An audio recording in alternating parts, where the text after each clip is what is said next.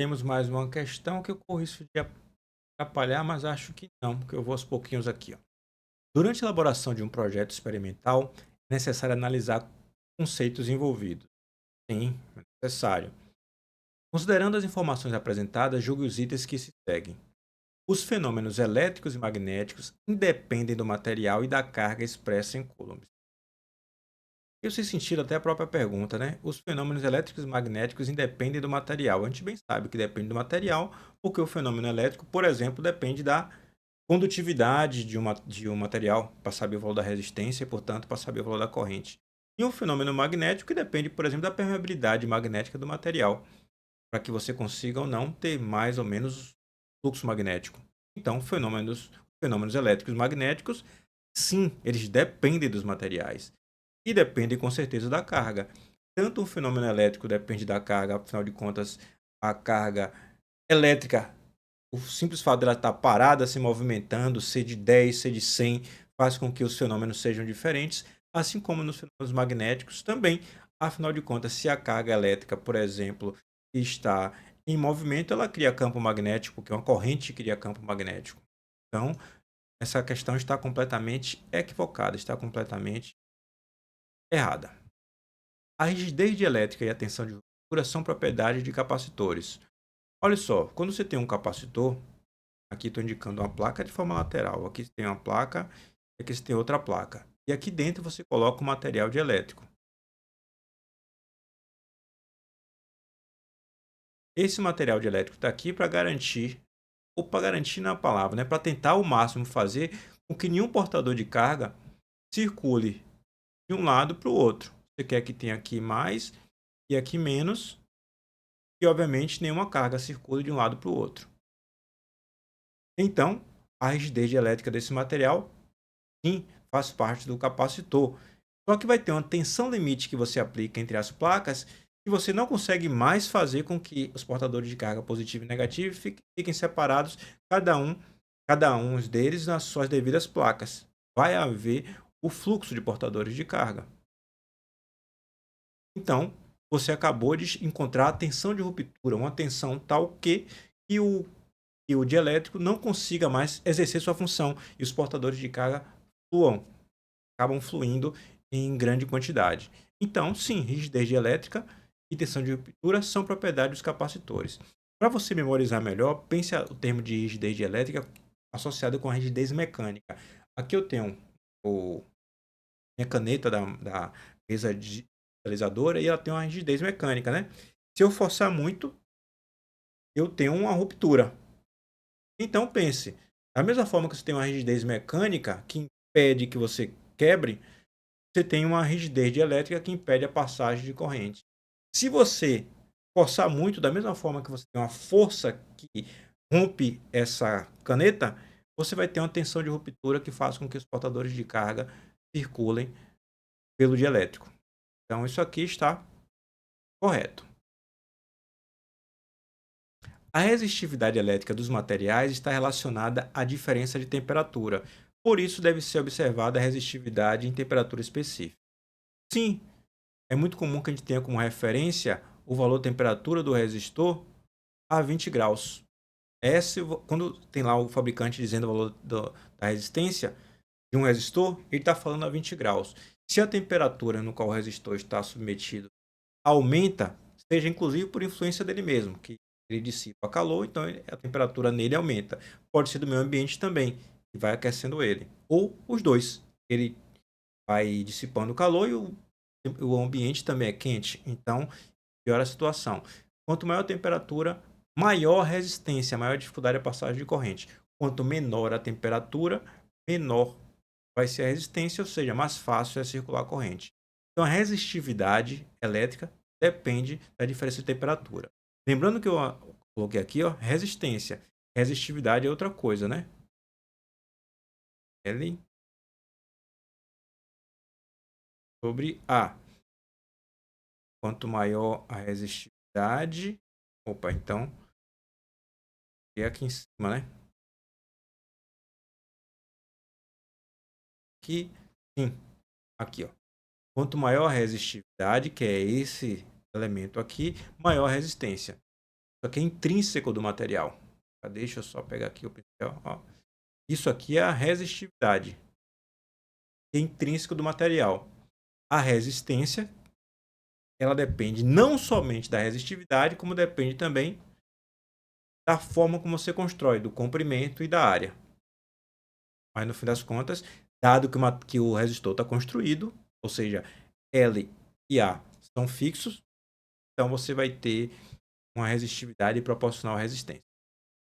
Então, vamos analisar. A resistividade dos materiais está relacionada à diferença de temperatura. Verdadeiro. Por isso, deve-se observar a resistividade em temperatura específica. Geralmente, a temperatura de referência é 20 graus. Isso está correto.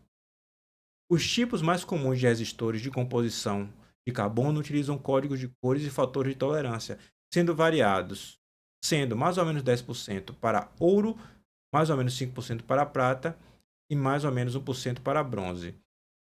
Olha, quando você for ver os códigos, eu não olhei os códigos de cor, não tenho os códigos de cor na mente, e aqui ele não se refere obrigatoriamente ao material ser feito de ouro ou ser feito de prata, ou ser feito de bronze. Ele fala em relação à ordem, em relação ao tipo ouro, tipo prata, em relação à qualidade da tolerância.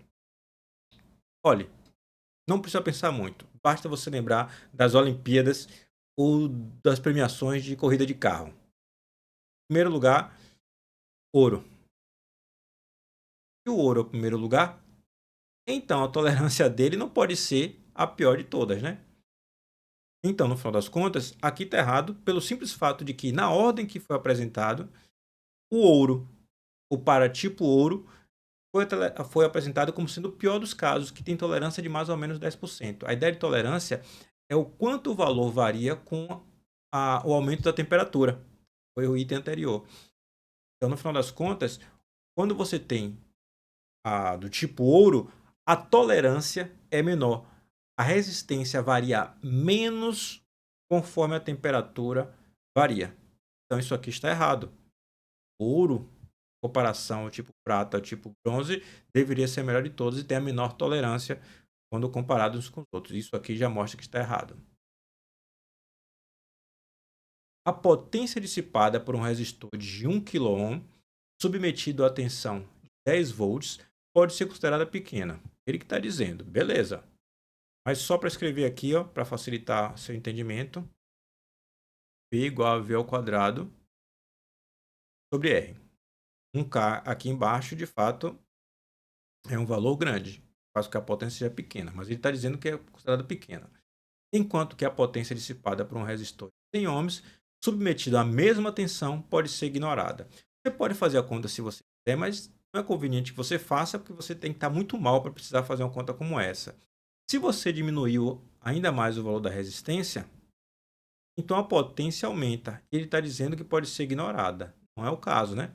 A potência com resistor de 100 ohms, a mesma tensão, ela é maior. A potência diminuiu, 100 ohms é 10 vezes menor do que 1K, e, portanto, a potência dissipada pelo resistor de 100 ohms vai ser 10 vezes maior do que o resistor de 1K.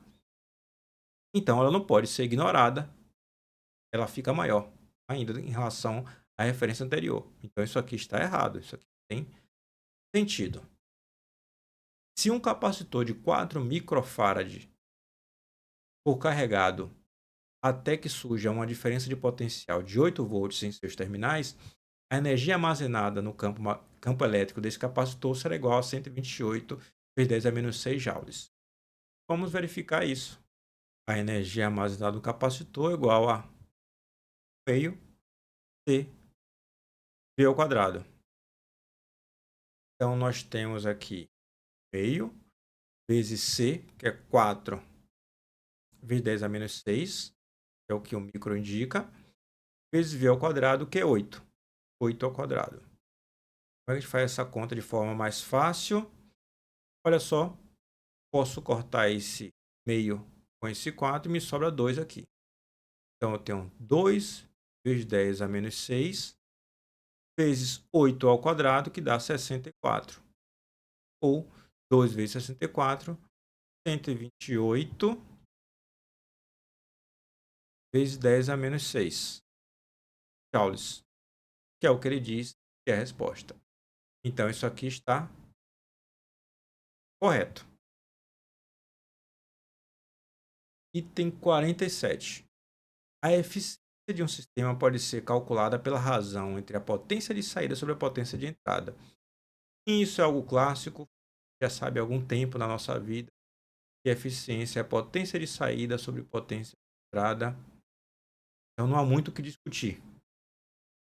Sendo que esse valor é sempre menor do que 1. Se você quiser, pode multiplicar, botar o valor percentual, multiplicando aqui ó, por 100. Tá? Percentual. Não existe eficiência maior do que 1, né? Isso quer dizer que saiu mais potência do que entrou. O equipamento, no meio do caminho, criou energia do nada. A eficiência está correta. É a potência de saída sobre a potência de entrada. O amperímetro, o voltímetro e o frequencímetro são exemplos de instrumentos de medição que possuem a simbologia geral dada pelo símbolo. Esse símbolo aqui a gente usa como amperímetro, é verdadeiro. Esse símbolo aqui a gente usa como voltímetro, é verdadeiro. E esse símbolo também a gente pode usar como frequencímetro. Bota o Hz aqui de Hertz. Olhe, essa questão está genérica porque não se refere a uma simbologia específica de uma norma ou nada parecido. Eu, quando fiz, eu falei assim, não, eu marcaria certo. Mas a banca anulou a questão. Porque, de fato, a questão está muito mal formulada. Um negócio redondo com 2 traços. Se tivesse assim, tivesse um perímetro, a gente não entende que é um perímetro? Eu entendo. Se tivesse assim, tivesse um V de volt, você entende que é voltímetro? Eu também entendo. Se tivesse assim, um HZ, você entende que é um frequencímetro? Eu entendo que é medidor de frequência. Então, de fato, a questão, como não se refere a nenhuma norma em particular, não tem muito sentido. A banca parece que anulou essa questão, eu encontrei a resposta como sendo anulada. No diagrama de potência de partida direta de um motor de indução trifásico, basta que se represente o relé térmico e os contatos de força do contator. Nós teremos aqui no nosso curso para a Petrobras Técnico também uma playlist que eu chamei de automação, e eu vou incluir lá as partidas. Mas isso aqui surgiu nesse meio do caminho, tá tudo ok também, a gente faz uso. O que é que você tem que ter em mente aqui? Que o diagrama de potência, o diagrama de potência, tá certo, de partida direta, tem de incluir os equipamentos de proteção também. Tá aqui o relé térmico. Vou representar aqui de forma simplória. A gente tem o relé térmico. Aqui a gente tem a chave contatora. Mas aqui a gente tem que ter ou o disjuntor ou fusível. Vou representar assim, ó. E aqui a rede elétrica. Então, se aqui a gente tem um motor de indução, mas fala aqui que é trifásico. Aqui a gente considera que é o diagrama unifilar, ou seja, a gente está representando por único fio os 3, porque no fim das contas os outros 2 fazem o mesmo papel do fio da fase A. Então, você tem o relé térmico, você tem o contator, mas você tem que ter o dispositivo de proteção. Nesse caso, eu coloquei o fusível, mas podia ser um disjuntor. Então, isso aqui está incompleto. Nesse caso, estaria errado, né? Diagrama de potência, partida direta de um motor de indução. Não basta que se represente somente o relé térmico e os contatos de força, porque o fusível ou o disjuntor são muito importantes também. O instrumento testador de resistência ou analisador de isolamento é capaz de realizar a medição da corrente de fuga. Olha só, quando você usa o ohmímetro, seu multímetro, seleciona a função ohmímetro, o que é que ele faz? Ele aplica um nível de tensão e mede a corrente que circula. Aqui você tem play, ohmímetro. Aqui você tem as duas pontas de prova, né? O que é que você faz? Bota num circuito para medir o valor da resistência. Vou melhorar isso aqui. Para medir o valor da resistência. Vai e faz com que toque nesse ponto e nesse ponto. O que é que ele faz? Ele aplica uma tensão e, obviamente, vai circular uma corrente. Ele divide a tensão pela corrente. Lei de Ohm, tensão por corrente, dá o valor da resistência. Só que esse valor de tensão aplicado é um valor de tensão baixo. Então, quando você quer medir o isolamento do equipamento, não adianta aplicar 5 volts em DC. Tem de aplicar, inclusive, o valor em corrente alternada, se o equipamento funciona em corrente alternada, porque existe diferença do comportamento dos materiais isolantes também em corrente alternada para corrente contínua. Então, você usa o equipamento que aplica uma tensão muito mais alta, lê a corrente, divide uma pela outra e encontra o valor de resistência. Note que se o equipamento for bem isolado, ou seja, se todos os condutores isolados, todas as partes isoladas com algum dielétrico estiverem funcionando de forma ok, você aplica a tensão alta, mas a corrente que surge é mínima. E a corrente que surge é mínima, portanto, quando você divide V sobre R, vai dar uma corrente, uma resistência muito alta. E isso é bom. Uma resistência muito alta significa dizer que o equipamento está com as partes isolantes puramente funcionais, operando numa boa. Mas, se houver, por exemplo, algum rompimento em algum dielétrico, significa dizer que vai haver uma corrente de fuga. E você identificaria utilizando esses equipamentos que medem o, o isolamento dos equipamentos. Equipamento testador que mede a resistência dos equipamentos, como motores, máquinas diversas e assim vai. Então, sim, isso é verdadeiro. Muita gente chama os equipamentos de medir isolamento de megômetro, mas se não me engano, megômetro é uma marca específica. Não é o nome geral que a gente dá para o medidor de isolamento. Então, tá aqui, isso aqui está correto. É capaz de realizar a medição de corrente de fuga.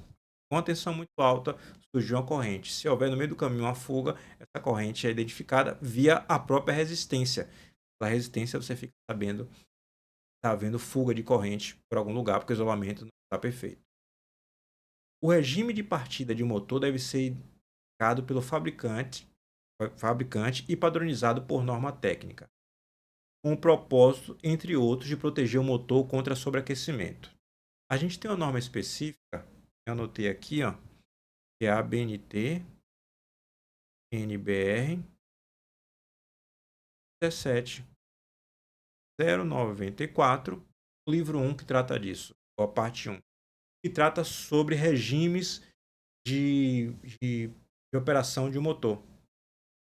E esse regime tem muito a ver com o fato de como o motor vai operar. Se ele vai, por exemplo, partir de forma consecutiva, se ele vai partir uma vez e operar em regime permanente por muito tempo, se ele vai partir de forma periódica, ou se ele vai partir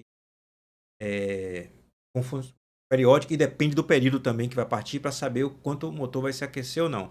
A ideia de você ter um regime identificado é que a pessoa que vai fazer uso consiga selecionar um motor adequado para isso. Você não vai comprar um motor que é feito para partir e operar em regime permanente por muito tempo para fazer um trabalho que ele tem que ficar sendo ligado e desligado o tempo inteiro. Porque toda vez que ele parte, a corrente de partida é alta, o enrolamento aquece, aí você desliga. Teria que esperar ele esfriar um pouquinho. Aí você vai partir de novo. O enrolamento volta a se aquecer ainda mais. Aí você desliga e parte outra vez logo na sequência. Significa dizer que haverá dano ao enrolamento se o motor não for feito para ter essas partidas de forma periódicas, tempos relativamente curtos. Então, sim, o regime de partida de motor deve ser indicado pelo fabricante e padronizado por norma técnica. De S1 a S10 é o que temos nessa norma aqui com indicações do regime de partida. Sendo S1 o caso de você partir e operar em regime permanente, até outros casos mais com outras formas de operação. Então isso aqui está correto.